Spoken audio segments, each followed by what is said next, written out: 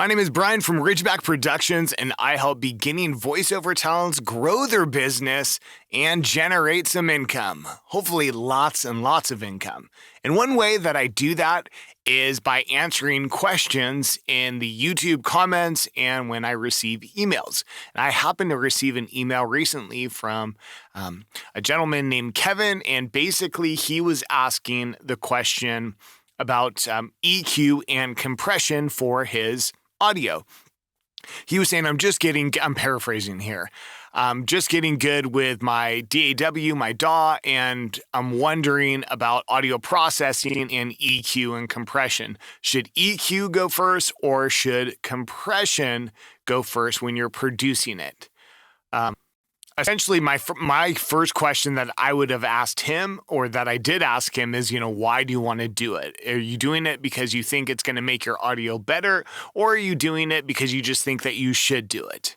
When I run into these types of situations, although I do know the answer to it, I always turn to a good friend of mine that I've been working with for a long time, and we kind of bounce ideas off each other, and he is amazing when it comes to audio production, and in fact, he offers presets to voiceover talents just like us that want a customized preset for their audio that they can bring into their DAW and sound amazing. His name is Lenny B. He's a good friend of mine. We've been working together for a while, like I said. And in these types of situations, I like to go to the professional. So in this video, we're going to be talking to Lenny B about audio production and equalization versus compression, which one goes first, and when would you use it? So if you're ready, then let's jump into it. Let's go.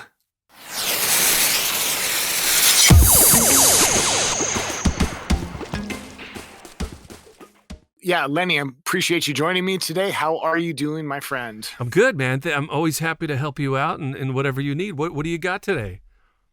So what we have is a listener reached out to me, a viewer on the channel reached out to me and had a question that, when I get into these situations, I like to come to you, as you know, for just that extra expertise and make sure that I'm on point, because sometimes audio production can get a little overwhelming, and it's nice to have an expert like you that I can come to. And so the question that I'm getting is, he's just beginning his journey into audio production, which I really appreciate, and I admire, and I encourage my talents to do it themselves.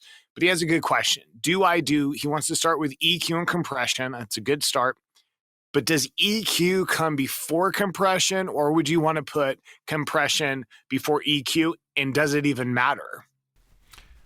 It's a great question, and it does matter. So in my opinion, if you are at the level to where you want to start jumping in, you're just beginning, but you want to kind of get your feet wet a little bit with EQ and compression, I like to do EQ first. And the reason why is I'll usually use the EQ to fix issues. And when I say fix, you want to kind of balance it out. And when you look at EQ, it doesn't have to get too complicated. You could break it into 3 parts, and you've probably seen this before: lows, mids, and highs. So, when you listen to your raw audio and you think, okay, could it use a little bit more mids? Could it use a little less highs? Just balance it. You want to try to make each frequency space balanced and equal. So the lows are as loud as the highs, are as loud as the mids. That's going to give you a better sound. And I usually start by removing. So if the lows need to be boosted, I'll actually lower the mids and the highs. Does that make sense? I'll always kind of do a negative kind of a thing. And then I'll go into a compressor afterwards. So EQ first, then I'll go into a compressor, because I prefer to compress the balanced sound where it's more even. The frequency spaces are more even. That's my approach. And I think if you're gonna dive in and just give it a shot, that's a really good place to start when it comes to processing your voiceover audio. Yes, yeah, solid point. You kind of answered my next question as well. Again, this audio production can be a bit overwhelming, and there's so many EQs, even with Adobe Audition. There's the notch filter. I can't remember all their names, but I mean, this was years ago. I think you told me start with a parametric EQ. Is that correct? I think that's the best way to go. It could be a little complicated because there are a lot of parts to a parametric EQ, and it gives you a lot of control. But I think that's probably with Adobe Audition or some of the DAWs will have an EQ that you start with, and a parametric EQ is going to give you, it's probably the best place to start because you can do that subtractive EQ in a bunch of different, you don't have to use all the bands of the EQ, but you could use some of them. Like I said, I think experimenting is really good and just giving it a shot. And you got to play. You got to play and figure out, you know what happens. I'm surrounded by equipment and I love all audio equipment things. I can't tell you, man, when I was a kid, I would buy it, turn all the knobs, and then when I get stuck, then I'd read the manual. So there's a manual for everything, and you could look at and break it down, but play with it a little bit and try. But yes, the parametric EQ is going to be the one you grab for probably first. In my estimation, that would be my suggestion for voiceover if you want to do some corrective, subtractive EQing work to balance your audio. I want to give a huge thank you to my friend Lenny B for taking the time to answer some questions and go over this. Honestly, you could just tell just by listening to him, he is a wealth of knowledge.